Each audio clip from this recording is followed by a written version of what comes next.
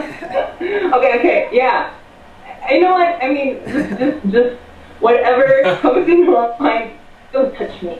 Oh. Okay. I mean, anything goes because I mean, I just really Not touching them. This is what That would be this soaks me, man. I mean, this is what feeds me to go out there and do the stuff that I'm doing anyway. Communication is a big deal, and it's bigger than me being right, I feel. And many times, because it's bigger than me being right, I feel like I'm constantly dying, and it's like, ouch. But anyway. Yeah. Yeah. You feel like you're sure. constantly Anything dying, you goes. said? Wait, are we recording it? I don't see if the thing's on. Is it? Yeah, it is. Okay. Do you want to officially start the interview now? I mean, and then maybe. We are already officially started. Like, Damn it! like All 3 right. minutes ago. Whatever. Okay. It's official Okay. All now. right, ready, action. All right. So So have officially begun. yes, we have Kat with us today. Do you go by Kat, or is there any other preference? Cat. I'm Cat. Okay. Hi. She's Kat.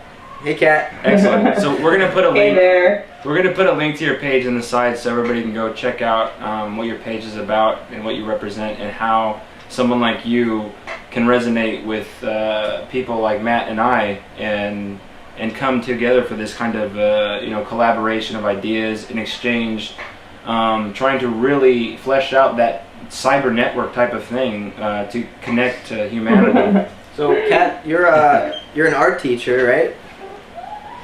Yeah. You I teach. teach in a art school for kids, Okay. but right now, since 2009, I've been doing more of animation work. I mean, I've been working on a TV show art show for the school, Excellent. and I'm also developing a lot of material. Like, I'm actually teaching the teachers now, and it's called the Slots Project. So it's the multimedia art class I'm running because I'm leaving the school after September. So in a way, I'm just like passing it on. Yeah. Because, yeah. Excellent. She's passing on her own culture. She's changed a little bit, and forever that wavelength of Kat is going to leave its mark. Are you moving to another school or taking a different career path or? That's still up in the air because I'm getting married in October. Oh, okay. And I'm gonna be doing a lot of traveling, and I think I'm gonna be bumping into you guys also. I'm sure. Oh yeah. Well, if you travel to that's San gonna be- Francisco, yes, definitely. For sure. For sure. I'm gonna be there. Yeah. And yeah, I mean, a lot of ideas. I mean, I've been meeting also a lot of different people, talking to different networks, and I think it's gonna be really fun if we all just kind of. I mean, this has been going on for a while, and I've been talking about it even in my old account, my old channel. Mhm. And I think also I learned a lot of things from that experience. It's been I don't know what's gonna happen, but let's just have fun while we're going at it. I think So that's it for now. I had watched many of your videos on your prior channel that was Travel called by Design. Travel by Design, but John said that you deleted it all, right? I did the same thing to my first channel. Luckily, they brought it back for me and they undeleted it. But I know that when I decided to delete my channel, it was kind of a weird. I was in a weird mood, and I just felt like I needed to start fresh. Is that like why you felt compelled to do the same thing, or? Yeah. Yeah. Yeah. A lot of my friends just tell me that I like to move a lot. Mhm. I can't stay I mean, getting comfortable in life is just great, but I can't stand not pushing myself, Yeah. learning something and exploring something. And that's why it's so easy for me to delete things. But it's not necessarily like the best attitude. I mean, like, wow, I'm in the tarot card, the Fool. The card is called the Fool. You guys Yeah. familiar with that? Yeah. It's like one of the best cards in the tarot deck. It's like you leave, you know, it's just like being the number 0. That's the same number for the bullet, by the way. And yeah. and it feels like, why can't we just be like that all the time? Be a space, be a 0. For me, 0 is like a space where things can happen. And instead of being a number 1, which I can correlate to like in art, like a dot. Yeah. Nothing's happening, man. It's just a single dot. Okay, you can exist on your own as a single dot. Wonderful, clap.